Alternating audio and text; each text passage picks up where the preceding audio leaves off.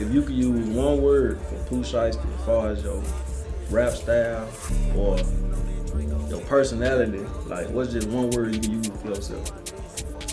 One word.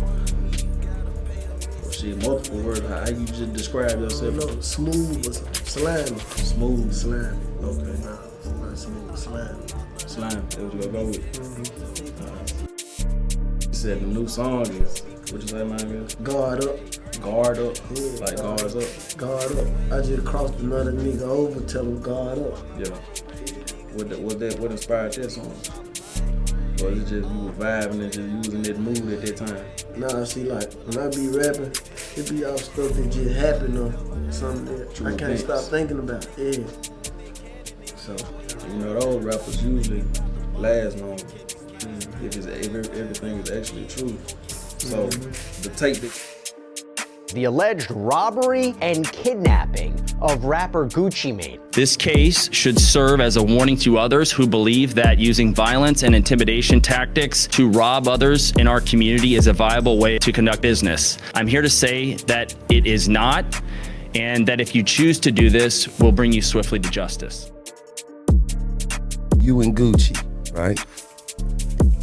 As far as, so you got Chopper Gang as the label, right? You got that's the company which you signed to Gucci? Or you signed to Chopper Gang and Chopper Gang, like? nah, they just me. It's my label. Okay, and then you just putting your Chopper Gang niggas on? Yeah, for sure. Oh, okay, okay.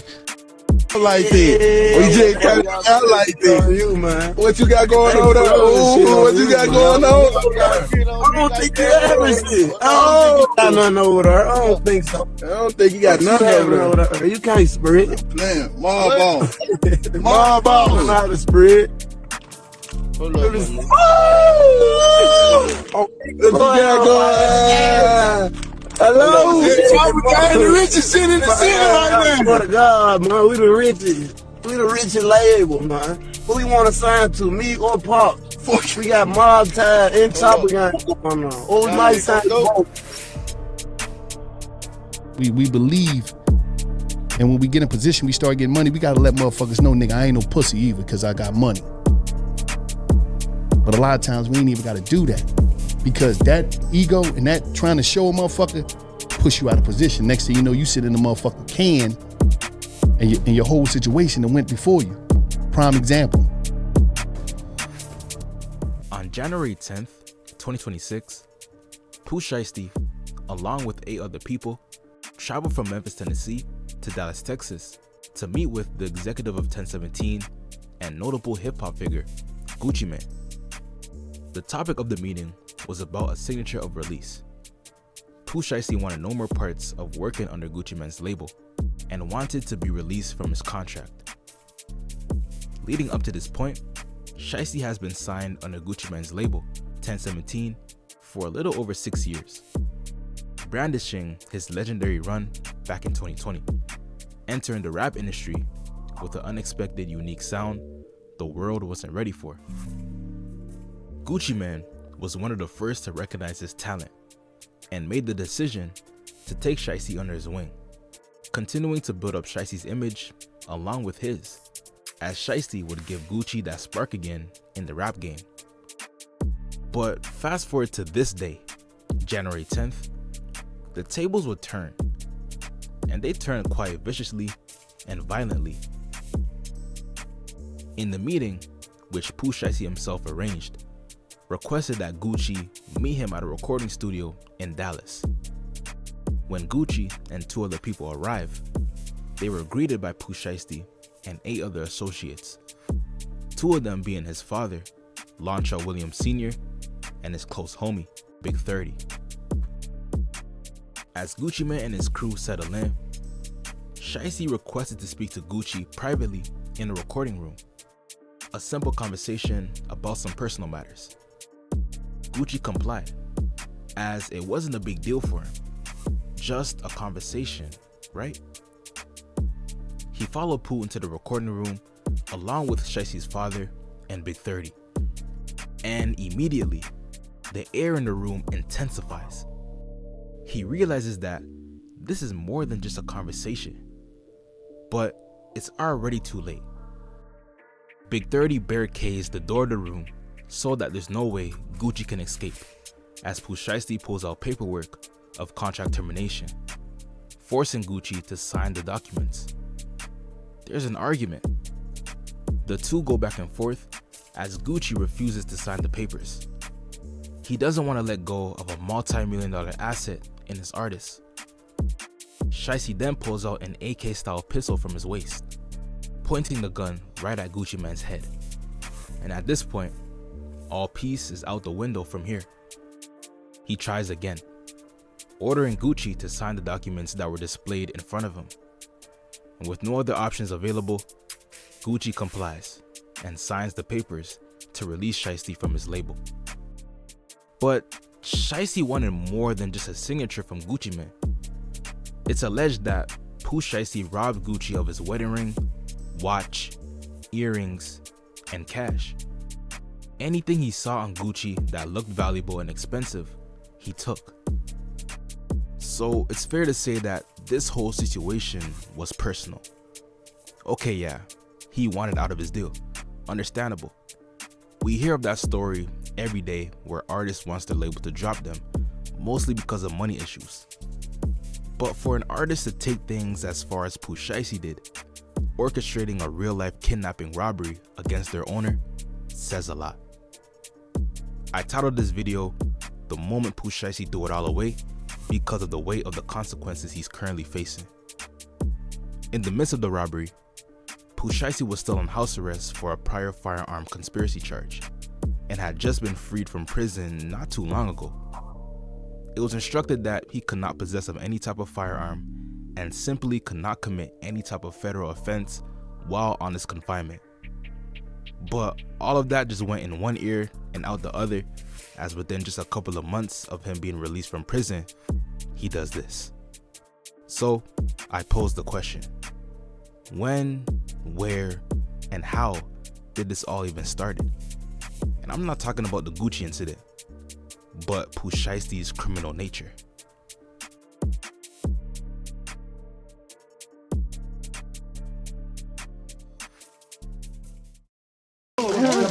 I'm on the road on fucking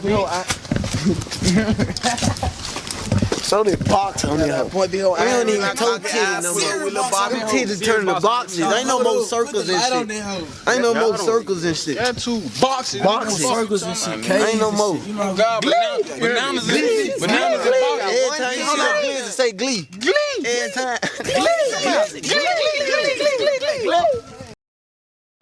Who is Pooh Shiesty? Well, to your everyday rap hip-hop listener, if you're watching this video, 9 times out of 10, you heard of the name Pooh Shiesty before. But to a regular civilian out there who has no clue in the world what's going on, who is Pooh Shiesty, why he always got a ski mask on, kidnapping music executives straight out of jail, doing drills, shooting at people out of his iconic green McLaren, how did we end up here? I mean, they would probably think this dude is some type of menace. And technically they're not wrong. But how did we end up here? That's a good question. Let's rewind this story from the very beginning and catch up on the missing or hidden details to understand this menacing story of Pooh Shiesty and how he even became Shiesty in the first place. If you could use one word for Pooh Shiesty as far as your rap style or your personality, like what's just one word you can use for yourself? One word.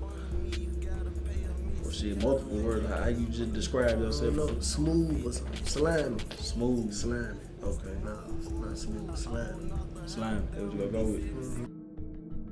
We back in South Memphis for this one, a place where Lontrell Williams Jr., also known as Pooh Shiesty, was brought up. Born on November 8th, 1999, Shiesty was raised in a family that was no stranger to the street life. A family of savages, as some would put it. Starting with his father, Lontrell Williams Sr., also known as Mob Boss. A guy who, before Shiesty was born, was running the streets of South Memphis, both legally and allegedly. We ain't the feds. But bro was really a quote mob boss. he wasn't just another guy on the streets trying to make it in rap. Nah, he actually owned his own record label, Mob Ties Records, an independent record label that mainly focused on developing and managing rappers coming up in South Memphis, way before my time. Mob Boss was the man. He was the go-to guy if you wanted to make a name for yourself as far as rap, and also if you wanted to put some money in your pocket. Pooh Shiesty's mom, Gladys Baines, was just as gangster as his father, a go-getter, a hustler, the type of female that will keep your gun stashed away in her purse for you if y'all was to get caught up while on a drill. She too wasn't no stranger to the street life. Oh, it's too thick back there. Get all that. You gotta spread all that back there. My bad.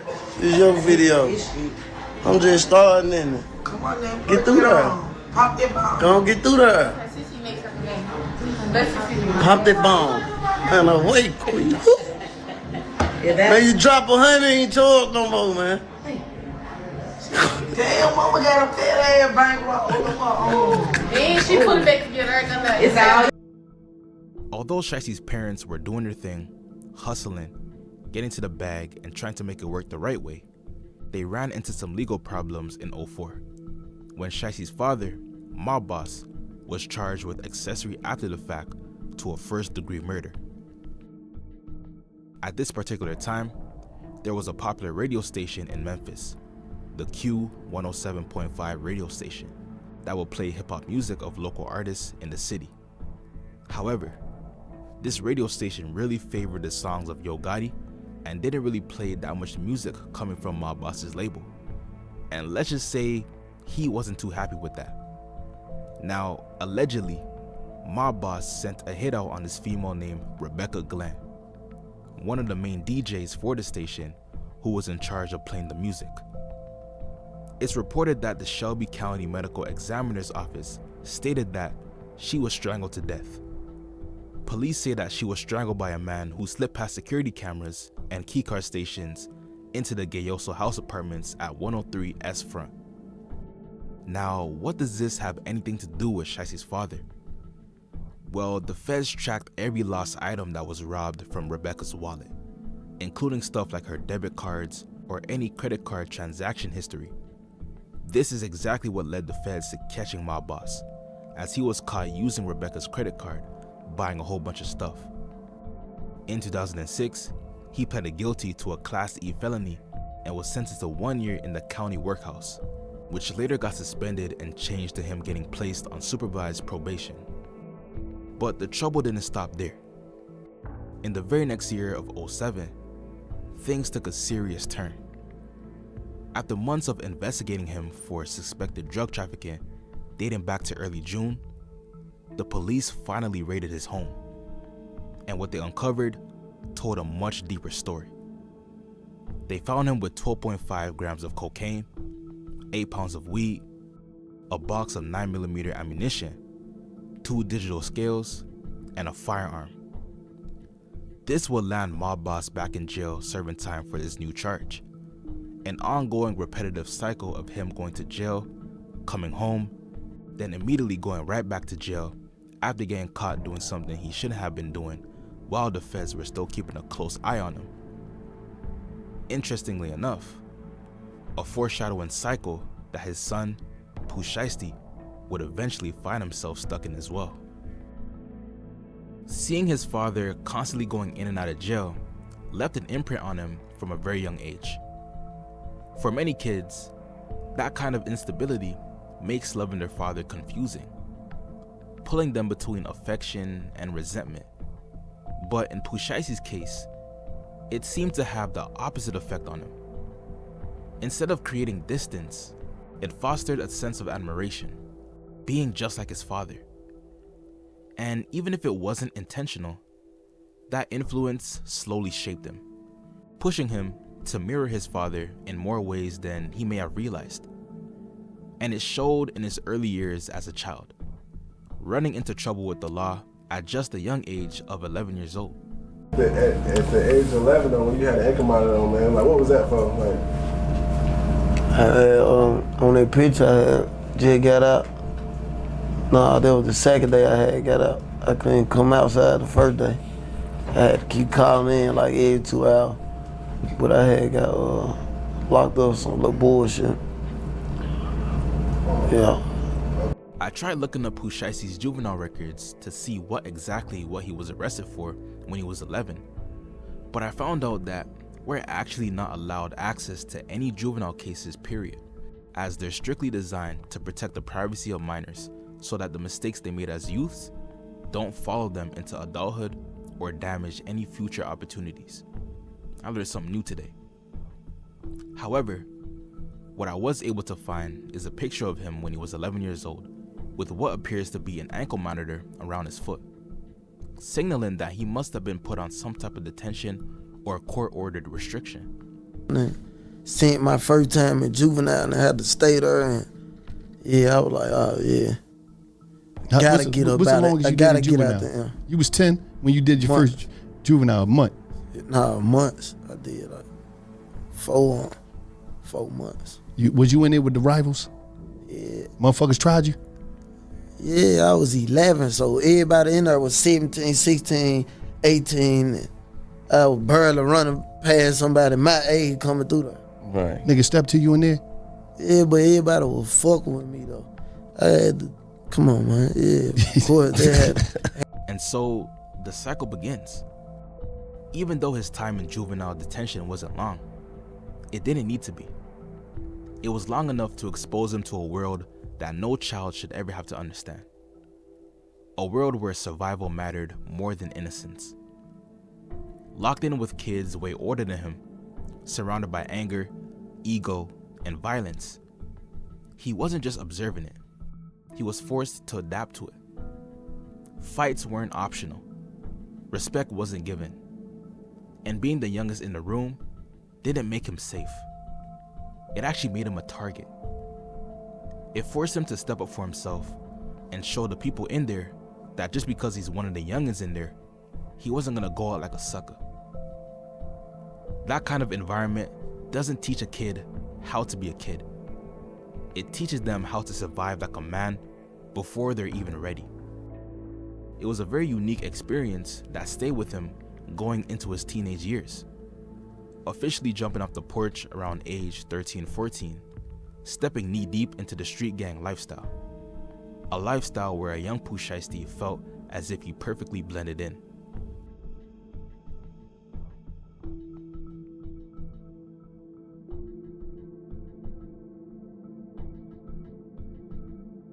We going up South Carolina. Me and my brother Shiesty in the bed. You know us up. You know how we get down. Where we at with it? Salute to South Carolina. And we bring a big stop. How is Pooh Shiesty able to reach the level of fame he's at today within such a short time frame? It all started back in high school, at Central High to be exact, where an 18-year-old Pooh Shiesty would first be seen rapping in the hallways with his friends. I was some danger. Who didn't even watch that dope? Better not let a stranger in. This Lou got gator skin. Certified with take you in. Take anybody. Rapping was something that just came naturally for Pooh. See, most artists you hear about today started rapping at a very young age. Some learned before they even knew how to count to 10. But Shiesty was late to the party. Very late. In fact, he didn't start rapping until he was about 18. Before then, rapping was not even a thought. It was never a part of his plan. The streets was. But the more he started feeding into it, the more he realized that he actually might be able to do something with it. His biggest inspiration for rapping was Lil Wayne. The way he's able to have his way around words, putting them together cleverly, saying things most people wouldn't have ever thought of, always amazed Shiesty. And you could hear a bit of that influence in Pooh's music. He may not be on the same playing field as Lil Wayne as far as wordplay, but Shiesty definitely has a clever way with his words in his music. Wrote it with a Vato pen in my court date in the morning, but the judge won't let me win. They found out a man was locked, I guess them pussy tried to spin. They must thought I wouldn't see day again, tell them come try again. I might pray then go commit a sin, then go pray again. My little nigga a mechanic, miss a spot, he spray again. You a 50, but your nigga broke, go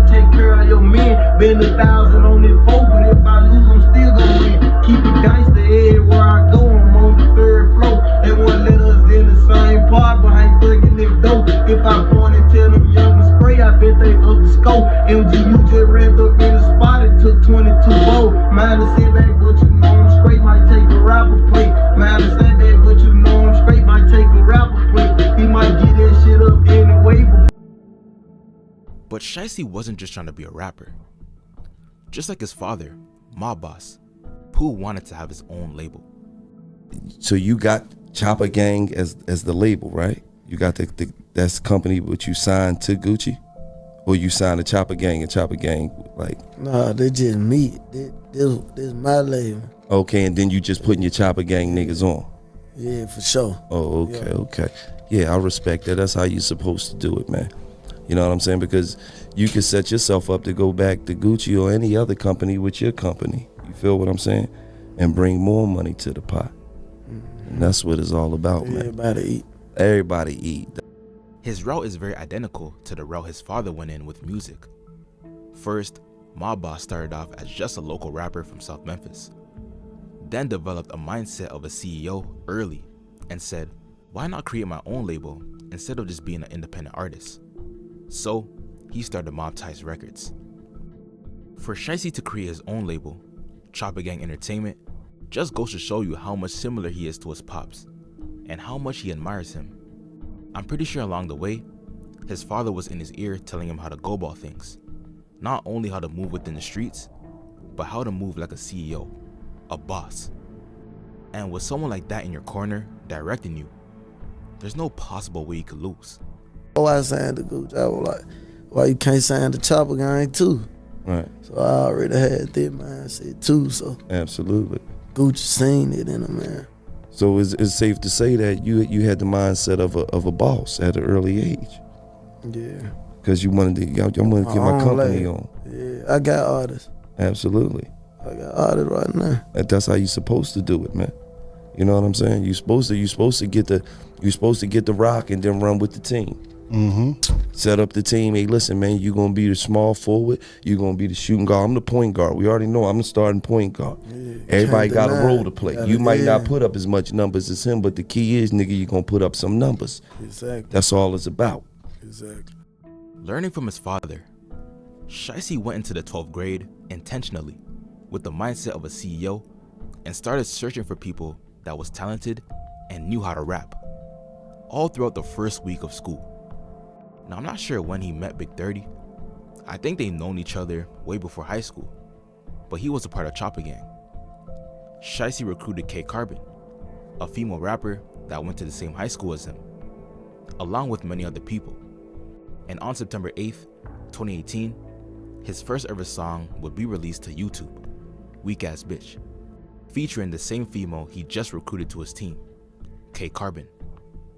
An absolute banger. He came out swinging on his first track and knocked it straight out the ballpark. The song pulled in numbers he never expected it to do. Right now it's sitting at 2.5 million views. But even when it first dropped, it was already gaining serious traction online, with some people even calling it the anthem of Memphis at one point. But that was only one of many.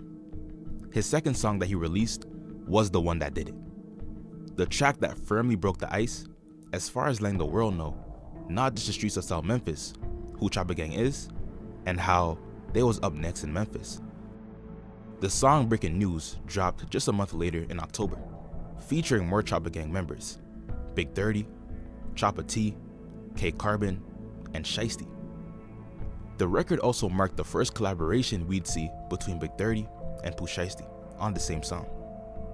And to this day, some fans still consider Shiesty's verse on this track to be one of his best ever. And so the stage was set for him and his label. It was obvious. The first few songs that Chopper Gang released performed really well, all without the help of any major figure or other record labels. And from here, let's just say Pooh Shiesty's generational run was about to take off. He kicked off the summer of 2019 by dropping one of his hardest tracks of the year, a song that really pushed his buzz to a whole nother level and forced the industry to pay attention to his sound. Shiesty Summer, a song he made that went on to pull in nearly 40 million views, marking a major moment in his rise. The song broadcasted the life Shiesty was really living in the hood. A very grimy, slimy type of place where you had to be on your 10 toes all the time. Right from the start of the video, that reality is clear. A man approaches Shiesty's trap house, looking like he's there to buy. But before he could even step inside, he's stopped and aggressively searched by everyone guarding the spot. Once they're satisfied, he's allowed up the staircase, where he finally meets Pooh Shiesty. Shiesty hands him a bag of weed and tells him to pay up. A simple transaction, or at least it seems that way. But out of nowhere, one of Shiesty's guys cuts in saying, "Nah, F him." And suddenly the whole situation flips as they take back the weed and rob the poor guy for his money too. A pure example of the type of environment Pooh Shiesty was prone to. Some of the most chilling parts of the song are the lines that hit differently now, especially with everything that has come to light as of recent. Lines like, "Had to slime him out about that bread, you know he had to go. I just crossed another nigga over with no pick and roll." Also this line, "I'm trying to make one of these rap niggas give they rollies up." Sounds very ironic, doesn't it? His second biggest song of 2019 was Day One, which he dropped in November. Then closed out the year with Big 30 on the song Chopper Talk 2 at 30 million views.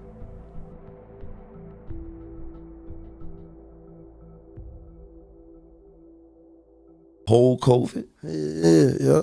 When I popped it, when I got signed, during COVID. And damn. So COVID fucking with everybody money except for this shit. And COVID made me rich. Shit. For real. I had to go get it. 2020 wasn't a normal year for Shiesty. But then again, it wasn't normal for anyone, to be honest. The year of the global pandemic took over the world, forcing everyone into isolation and quarantine. It was a brutal time. A lot of people lost everything: loved ones, businesses, and financial stability. But for a select few, that same pandemic became an unexpected opportunity. For Shiesty, 2020 almost played out like a game.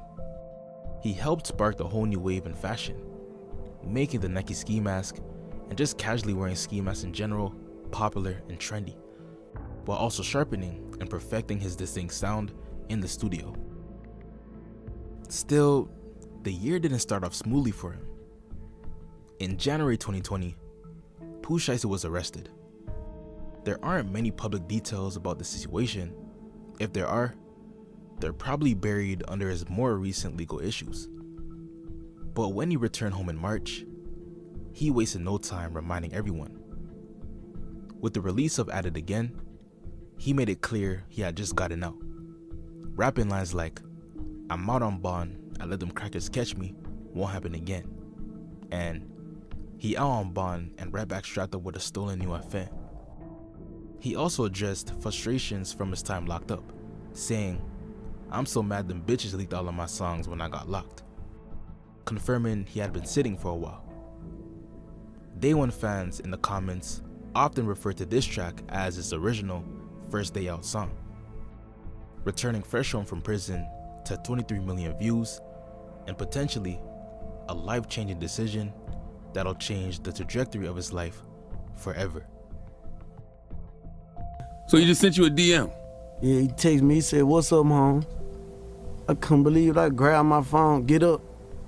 I pushed somebody up on me. I said, "Hold on, hell no, this shit ain't real." Text him back, I say, "What's chopping?" He text back. Right then and there, like he was on it. He waiting on me to text back. He was like, "I'm fucking with your music, home. Who you doing this shit with?" I put my clothes on, shoot to Pop's house. Then my manager, I wake his ass. I said, "Wake up, bro, look." I showed him, he couldn't believe he get the sweat. Man, he said, right then and there though, while I'm showing him, he text back. He said, "This my number, FaceTime me." I FaceTime him right there. We was on FaceTime for like 6 hours. Word. It was already like 3 in the morning though. He just sitting up, we just on FaceTime. The goal wasn't to be signed to anybody. The goal was to build his own label, his own legacy from the mud, and watch it grow into something huge. But when Shiesty got that call from Gucci Mane, one of the biggest figures in the rap game, he couldn't let that offer pass him away. And on the 10th of April, 2020, Pooh Shiesty signs the Gucci Mane's 1017 record label. So the difference now, so Brick Squad is your thing? 1017 Brick Squad is my label, and signed on my label is me, Walker, and Scooter. And Walker has his own label, which is a branch out for 1017 Brick Squad, where he has numerous artists on. Okay. This is a clip from Gucci Mane's Breakfast Club interview back in 2013.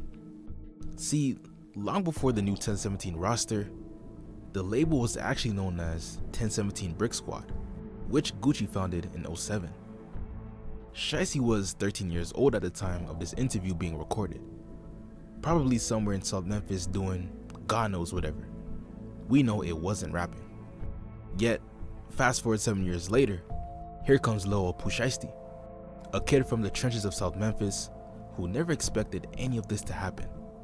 Rapping was like a side quest for him. It was never his main focus. But it's go time now.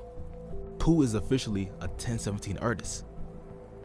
He wasted no time getting straight to work, stepping into the studio almost immediately after signing. The result was a track that firmly cemented his name as one of the hottest rising artists in the game. It quickly became one of his biggest, most viral songs, pulling in millions of views. For Gucci, it was the perfect return on his investment, bringing major attention not only to the artist, but to his record label as well. On the 19th of April, Pooh dropped 7.62 God. And if y'all was around back when this track was surfacing the net, y'all know that this song was literally on repeat the whole time throughout the pandemic. The track exploded, racking up more than 90 million views and putting Pooh Shiesty on an entirely different level. At the start of the video, you can see Gucci on FaceTime with Shiesty as he receives his new iced out 1017 chain, a symbol of both his success and his place on the label. And by that point, there was no denying it. The song had gone crazy, and Pooh Shiesty's name was finally getting the respect it deserved.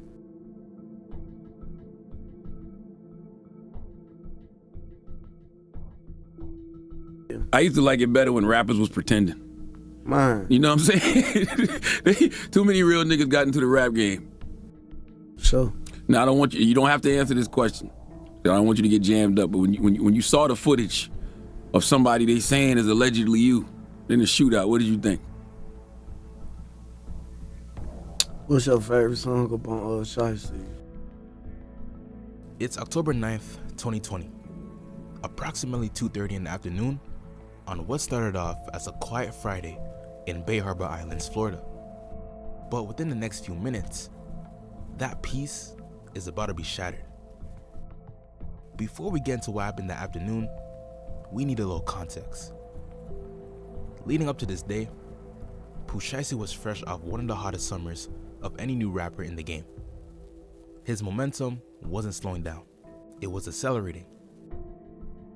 He kicked off the summer in early June with ABCGE, alongside Big 30, a record that has since surpassed 24 million views.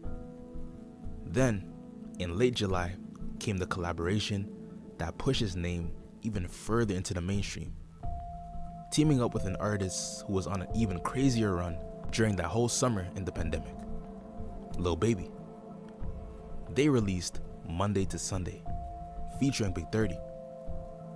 The track pulled in 132 million views and became the biggest song of Shiesty's career at that point, introducing him to an entirely new audience. And to cap off the summer, he dropped Twerk Some in early September. That record will go on to surpass 61 million views, proving that his success wasn't a one-hit wonder. It was starting to become a trend. By October, Pooh Shiesty wasn't just another up-and-coming rapper anymore. He was one of the fastest rising artists in hip-hop, which makes what happened next even harder to understand. So back to the story. Again, it's early in the afternoon in the Bay Harbor Islands area. Pooh Shiesty, along with several members of his crew, pulled into the hotel parking lot in his infamous green McLaren. Earlier that day, they had arranged to meet up with two men for what appeared to be a straightforward transaction. On paper, it was simple.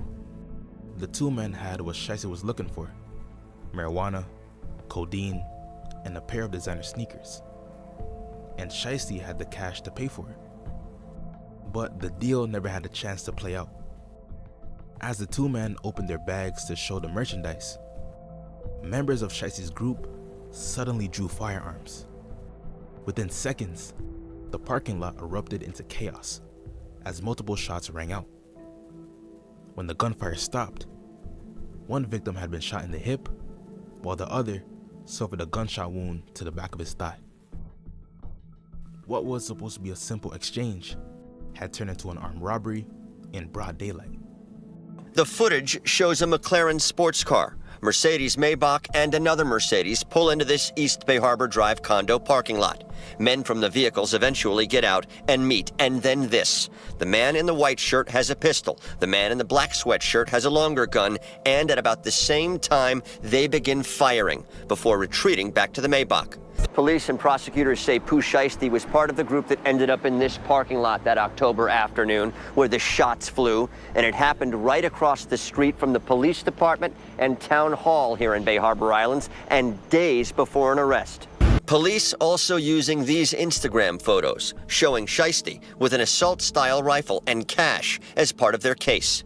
They say the shooting came as one of the victims tried selling high-end sneakers and marijuana. Who, they got the right guy?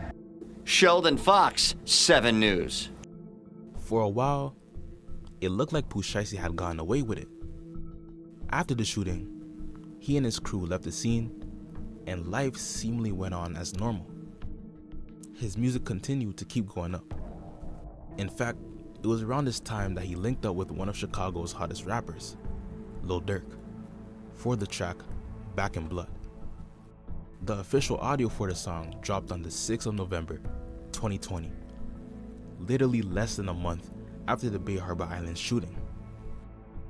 While researching this video, I actually went back to listen to the song carefully, line by line, to see if there were any lyrics that could be connected to what had happened in Florida. Nothing really stood out, except for this one line that we all know of very well. It hits so different now, knowing the weight it carries and the timing. Yeah, you know who took that shit from you, come get it back in blood. I mean, on its own, it's a classic street rap line about retaliation after being robbed. Whether it was inspired by the Bay Harbor Islands incident or not, isn't something that we could truly say for certain. But considering how close the song release was to the shooting, I mean, the two do equally pair up. It's pretty hard not to notice the timing. But behind the scenes, investigators were quietly putting the pieces together. Surveillance footage, witness statements, and physical evidence from the crime scene began painting a clear picture of what had happened that afternoon. One piece of evidence in particular would become incredibly difficult to explain. A Louis Vuitton bag left behind at the scene containing nearly $41,000 in cash. Investigators later compared the serial numbers on the bills to the stacks of money Pooh Shiesty had previously displayed on Instagram, creating a direct link between him and the robbery. Then, in December 2020, the walls finally closed in. Pooh Shiesty was arrested in connection with the Bay Harbor Islands shooting and robbery. Prosecutors charged him with armed robbery, aggravated assault with a firearm, aggravated battery, and theft. Despite the seriousness of the allegations, he pleaded not guilty and was later released on bond while awaiting trial.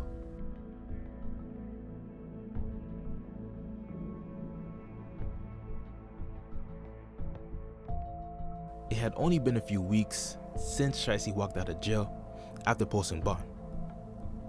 But his freedom came with an expiration date. The Bay Harbor Island shooting case was still hanging over his head, and all he could do now was wait for his trial to begin.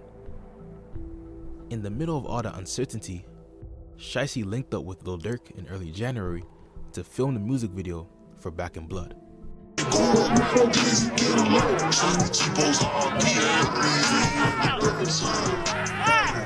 The music video will go on to surpass 450 million views, becoming nearly impossible to ignore. The song spread like wildfire through clubs, parties, and social media, turning into a street anthem in less than 3 months. And by March 2021, Back in Blood had climbed to number 13 on the Billboard Hot 100, becoming the biggest hit of Pooh Shiesty's career. Obviously, Back in Blood, bro. Charting, Billboard. It's one of them ones. When you created that, did you know like, oh, this is about to be one of them ones? Man, it was just so hard that I couldn't stop replaying it. But when I made it, I actually made it like with Dirt, but he just in another session in the same studio. So he's like going back and forth, and we run it. That's how we do. We go see what he got going in his session. Or it's just locked in. It's love. He was on top of the world. Despite the legal cloud hanging over him, musically, everything he touched turned to gold. Every verse, every feature, every drop felt like a guaranteed hit. But underneath all that success, there was a deeper pattern starting to write its own story. Because the biggest enemy Pooh Shiesty ever faced wasn't the industry or his environment. It was himself. It felt like every time his career started to reach a new level, a new focal point, something in his personal decisions would pull him right back into chaos. Every step forward seemed to come with a risk he didn't have to take, but took it anyway. In the final week of May, that pattern repeated itself yet again. Only this time though, the stakes were much more higher due to prior past offenses.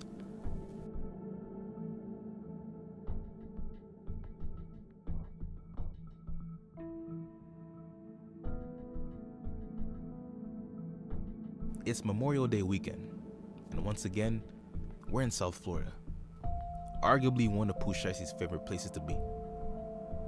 The setting this time wasn't a hotel parking lot. It was one of the most famous strip clubs in hip-hop history, King of Diamonds in downtown Miami. A place where some of the biggest names in rap had celebrated, performed, and thrown unforgettable parties over the years. This night, Pooh Shiesty had been booked to perform.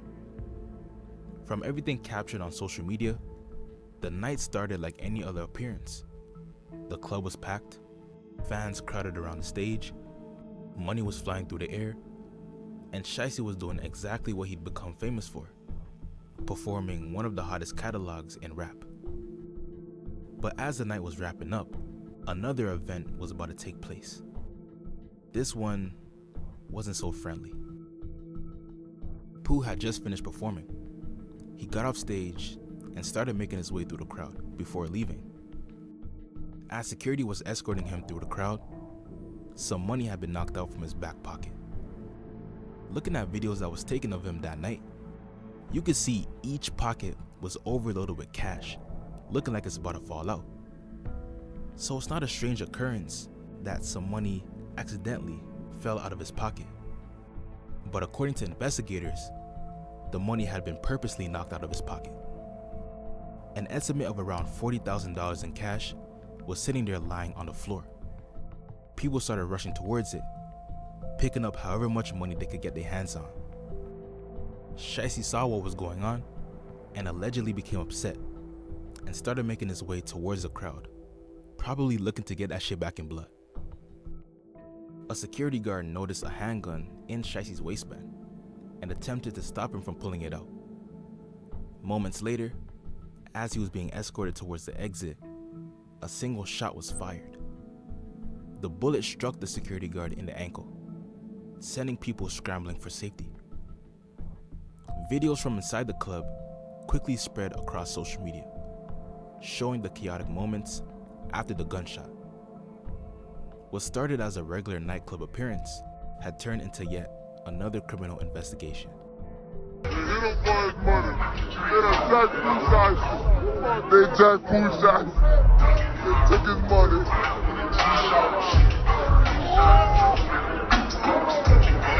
They jacked Pooh Shiesty. Pooh Shiesty shot. Pooh Shiesty let him. Oh shit. Pooh Shiesty let it off there. Jack his bitch ass in this bitch. Oh, look at everybody ready. Look at everybody ducking, everybody ready. After turning himself in on the 8th of July, Pooh Shiesty was brought before a Miami-Dade judge to answer for the King of Diamonds shooting. At first, the court set bond on the new charge, but there was one major problem. Shiesty was already out on bond for the Bay Harbor Islands robbery case. That changed everything. Prosecutors argued that while awaiting trial for a violent felony, he had allegedly committed another violent offense involving a firearm. To them, it showed a pattern that couldn't be ignored. They asked the court to revoke his bond and keep him behind bars, arguing that he posed a danger to the community. The judge agreed. Instead of walking back out of the courtroom, Pooh Shiesty remained in custody. From that moment forward, the odds were no longer in his favor. Just weeks later, on the 29th of June, a federal grand jury formally indicted him in connection with the Bay Harbor Islands robbery. Then, on the 8th of July, U.S. District Judge K. Michael Moore ordered that he be held without bond pending trial. For the first time since his career took off, freedom was no longer an option. All right, so let me hear from the state. Judge, the state disagrees with that version of the facts. I mean, this is pretty clear from the arrest warrant. What happened here was the defendant was angry because the victim in this case, who was a security guard, told him to put away his gun. He then grew angry. He pointed the gun at him and shot him. The victim specifically states in the arrest warrant that he had to move out of the way. He was directly shooting at him. The only reason he got shot in the ankle was because he jumped out of the way at the last minute. This happened in front of a club full of people. There's video of the defendant with the gun in his hand. He has a prior pending open case right now where he's also with a gun and 2 people were shot. So, Judge, we're going to be asking for no bond on this. Stay 500 feet away from his home, school, and place of employment at all times. You want me to order him to stay away from this club as well? Yes, Judge. Stay away from the King of Diamonds establishment at 7020 Northwest 72nd Avenue in Miami. Facing the possibility of decades in federal prison if convicted at trial, Shiesty and his legal team had a decision to make. Take the case to a jury and risk everything, or negotiate a plea agreement. On the 4th of January, 2022, that decision was made. Pooh Shiesty pleaded guilty to 1 count of conspiracy to possess firearms in furtherance of crimes of violence and drug trafficking. In exchange, prosecutors agreed to dismiss several other charges, significantly reducing the amount of prison time he was facing. A few months later, on the 20th of April, U.S. District Judge K. Michael Moore sentenced Pooh Shiesty to 63 months, 5 years, and 3 months in federal prison. For one of the fastest rising stars in hip-hop, the run had came to an abrupt stop. Or did it?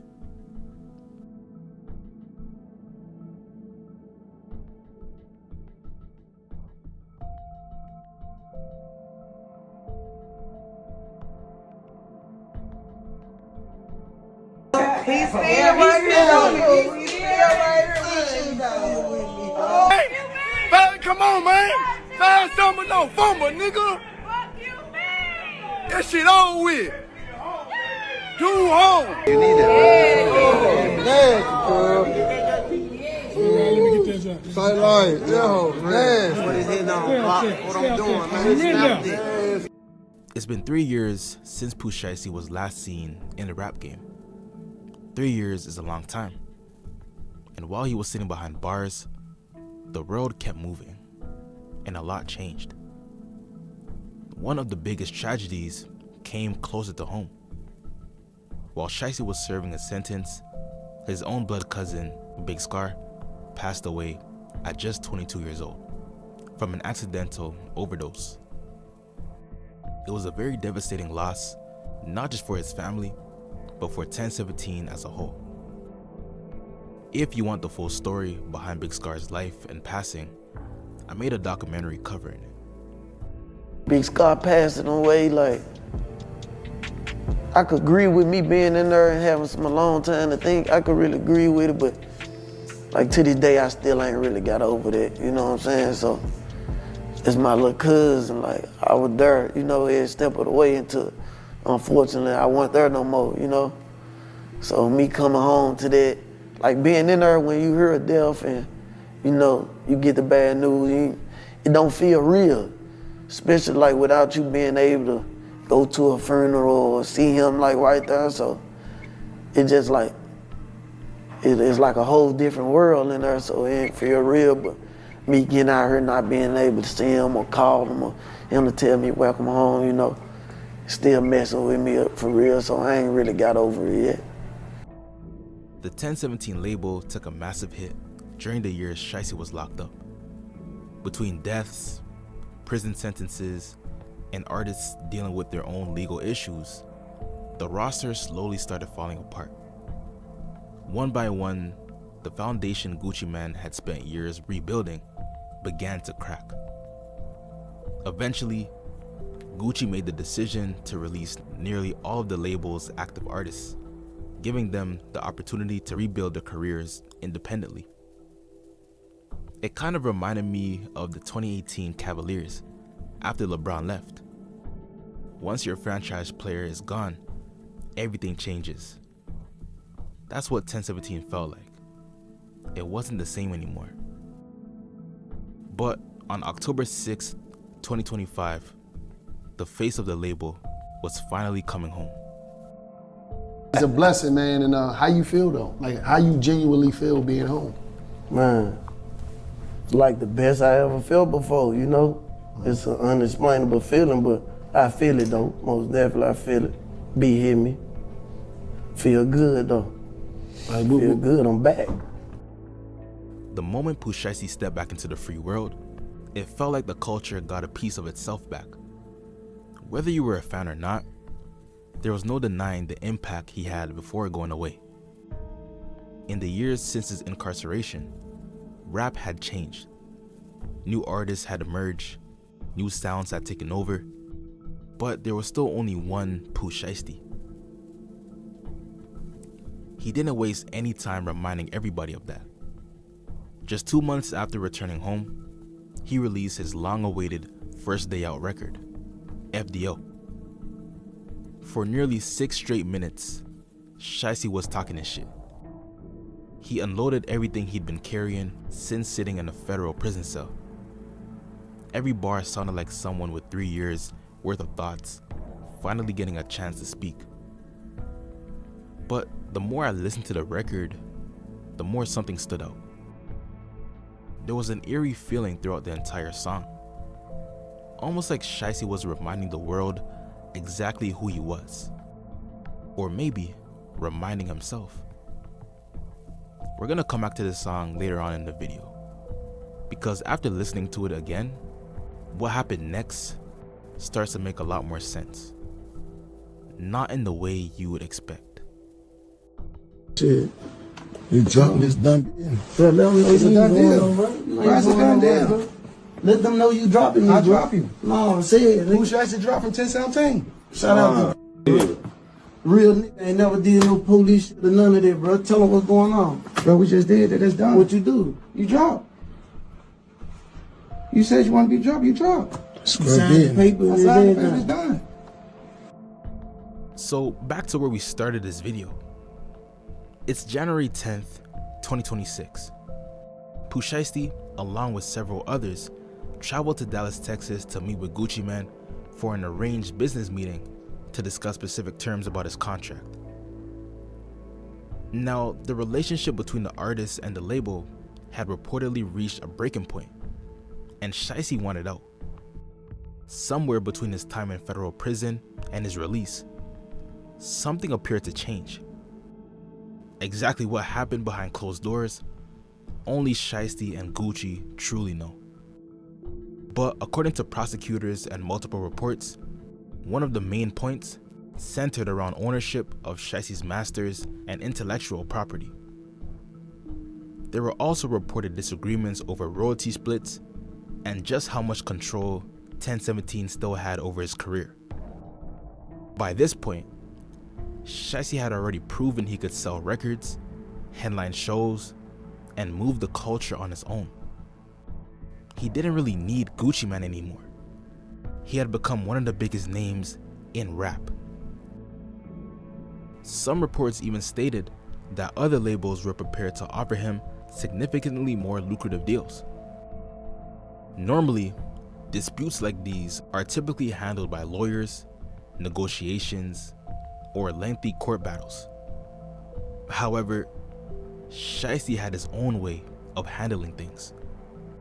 He kind of already knew that Gucci wasn't just gonna give up his contract like that so easily. So he chose to take the violent route. The plan was to meet with Gucci at a recording studio and make it seem like we're just gonna have a regular, friendly convo about business. Once he settles in, I'm gonna get him all by himself and pull out paperwork of contract release, demanding immediate release from 1017 Records, ownership of my masters, and intellectual properties, forcing him to sign the document while I point this AK to his face. And Big 30 gonna be guarding the door with a Draco so he can't escape. Sounded like a well thought out plan in which he actually executed it to a T. However, he took things even further than what it was supposed to be. After getting Gucci to sign the papers, Shiesty then proceeds to rob Gucci of any valuable items he had on him. Earrings, Rolex watches, cash, and even the man's wedding ring.